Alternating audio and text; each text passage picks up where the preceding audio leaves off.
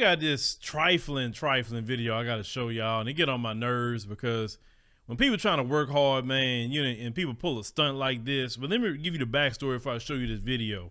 So the backstory is, you know, the woman writes, says she been busy for the past couple of days, said, but I've been meaning to post this. I had a client who scheduled an appointment with me and say for a bob sew-in because she's a hairstylist. He said for May the 20th at 2 p.m. Say she booked it. It said May 19th, which is the day before appointment. I respond within 24 hours. He said, which is my policy. He said, so I do not allow clients to book within a 24-hour time frame. He said, I prefer 3 to 2 days prior. It said, now with her being a client, I serviced at least 3 times before. He said, I didn't cancel. I just asked if she could come at 4:30 p.m. instead. And she said, okay. So it said she came on time.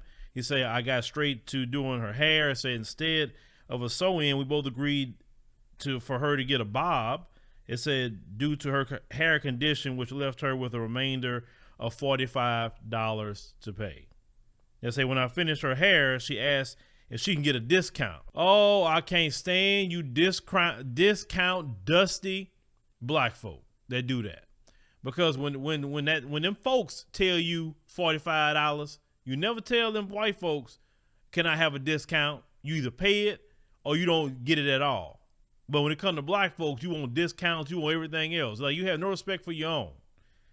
So they say, when I finished her hair, she asked if she can get a discount for rescheduling her. I told her no, due to the short notice of the booking. She said, okay, she was going to cash out. So he said she was sweeping hair off the floor.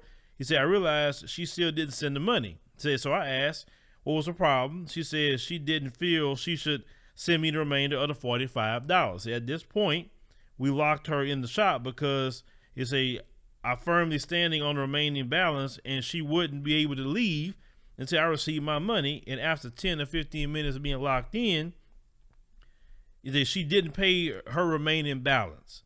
He said, now I want you to see what happens in this video behind $45. Now let's go ahead and roll that clip. Why do people feel like they can do shit like that? That's right, cool. Shit. Like, no. Cool, fine. Just let her go. Ain't no cool, fine. It's Like, okay. if I'll you pay her 45. it's not about No, you don't gotta pay her 45. It's not even work because I'm a client. it's the principle of the point. Like, if you feel me outside of that, hey, come on, for real.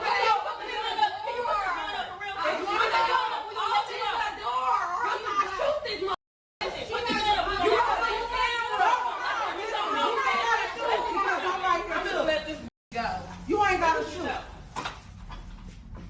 Get your bum ass out. Weak ass bum ass hoe. She a bumbo. Feeling it. She a bumbo. That bitch is a bum. So as you can see, she pulled out a gun and tell her, let her out the place. And this woman is so dumb. Oh my God, she's so dumb.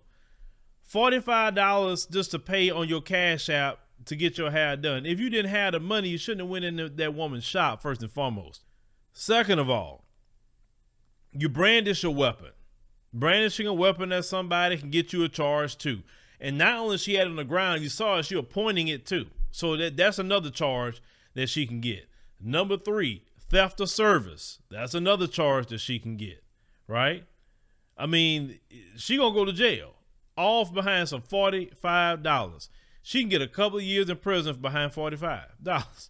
I mean, like, why? Why do you show up at somebody's place of business and don't want to pay? And then they always want to do this to black businesses a lot of times, if you notice. They always want to disrespect black people. You know, you respect everybody else. You respect the Asians, the Arabs, the Indians, the white people. You respect anybody that you do business with, but you don't want to respect your own. You should have more respect for your own and give even a good tip. You know, so we can keep our businesses open in the black community.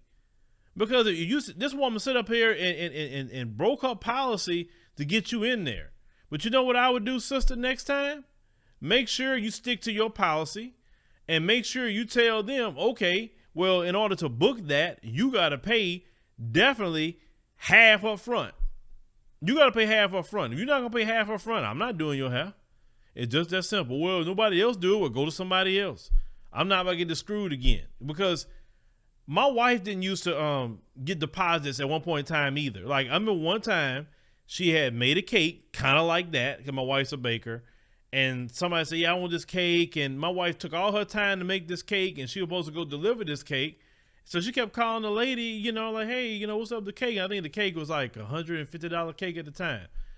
Long story short, the lady didn't even, just flaked on her. So she said, you know, now she had a cake she was stuck with and everything. And, you know, so she said, you know what? I'm getting deposits up front.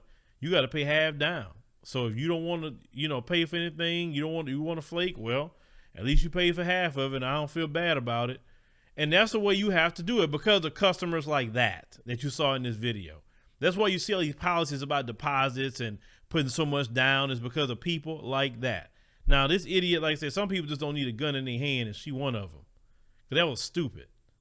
Man, should have called somebody. Should have called your baby daddy, called your mama, you know, call your side dude. I don't know. Nobody had no $45 for your broke behind, you know, but you going to go in there. You got to get your hair did, though. Oh, you notice that? They be broke as hell, but always going to make sure their hair look good. I'm like, take care of your business first. Do your hair at home if you can't afford that and cheating a sister out of money.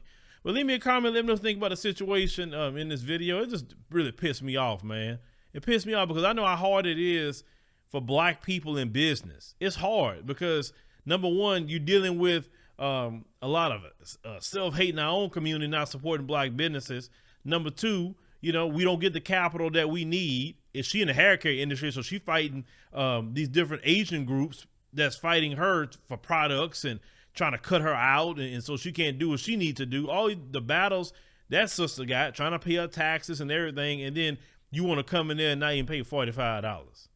It really bothers me.